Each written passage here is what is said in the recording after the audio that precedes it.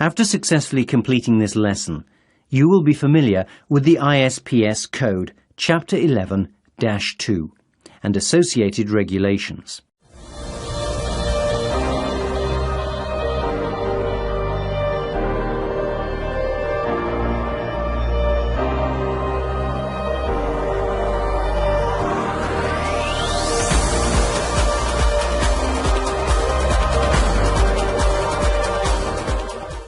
The world changed on September the 11th, 2001. We all realized how vulnerable we are to attacks from terrorists. A ship can be used by terrorists, either to transport weapons or as a weapon itself. We have to do everything possible to prevent this from happening again. In 1986, the terrorist attack on the Achille Lauro had a profound effect on the maritime industry. As a result of that attack, advice on anti-piracy and hijack was issued by the IMO. The advice was implemented by some parts of the maritime industry, mainly on cruise ships, but was largely ignored by the rest of the industry. In response to the events of September the 11th, IMO and the US Coast Guard have developed that advice and introduced a methodology for implementing the measures by making contracting governments and companies responsible for the implementation. This work has resulted in an amendment to SOLAS, Chapter 11, called the International Ship and Port Facility Security Code. The code is commonly known as the ISPS code. The code will have one mandatory section, called Part A, and one section with guidelines, called Part B. These requirements will be mandatory in July 2004 for all ships of 500 gross tonnage and upwards engaged on international voyages, including high-speed crafts and mobile offshore drilling units. It will require the vessels to have an approved ship security plan. In the United States, parallel legislation is enacted through the U.S. Maritime Security Bill. An automatic identification system, or AIS for short, is a device that transmits information about your ship and receives the same from other ships. An example of information transmitted would be call sign, ship's name, the ship's speed, its course and destination. Coast stations can also receive this information. The AIS is an important tool for coastal states to monitor ship traffic and to detect possible threats.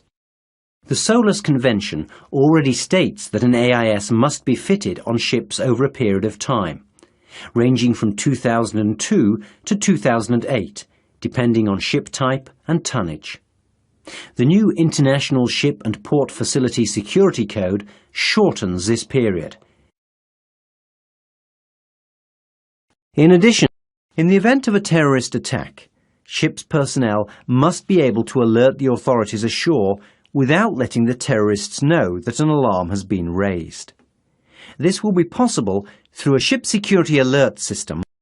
The ship security alert system must be capable of being activated from the bridge and from one more location, not be sent to other ships in the vicinity, be sent to a competent authority ashore, not give an indication on board that the alarm has been raised, continue to transmit the ship security alert until it has been deactivated.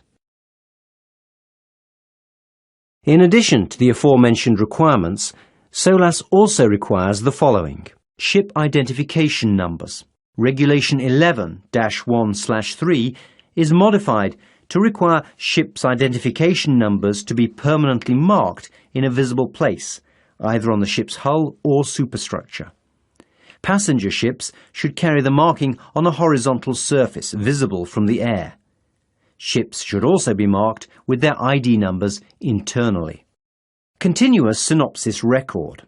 Regulation 11-1/5 requires ships to be issued with a continuous synopsis record, which is intended to provide an on-board record of the history of the ship.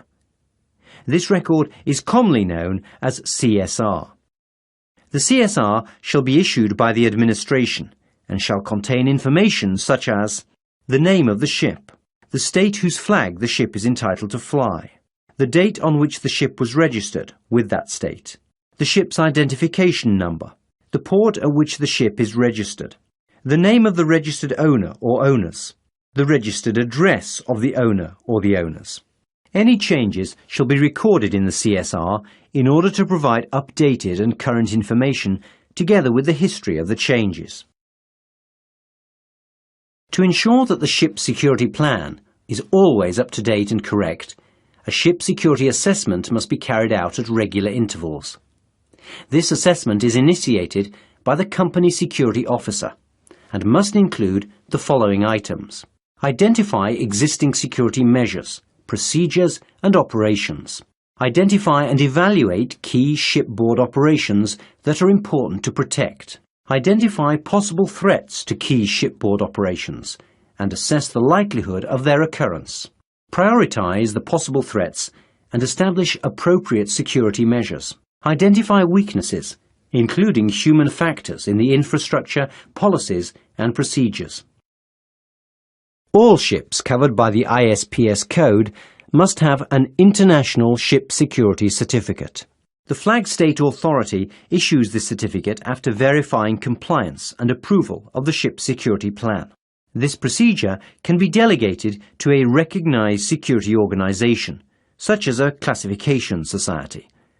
Recognized security organization is commonly abbreviated as RSO. This certificate will be checked during port state controls.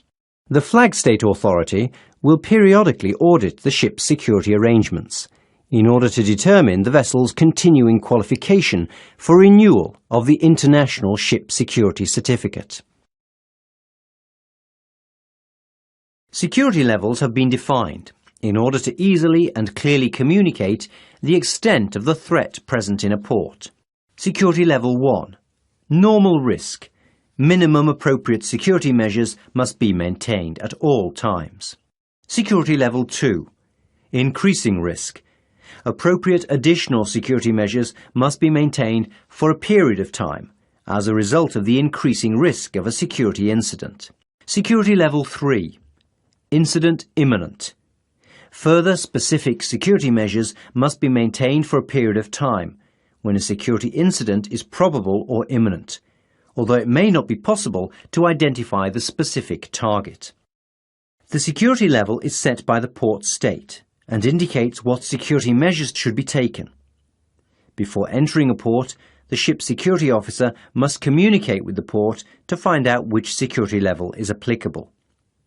A ship can never have lower security level than the port facility.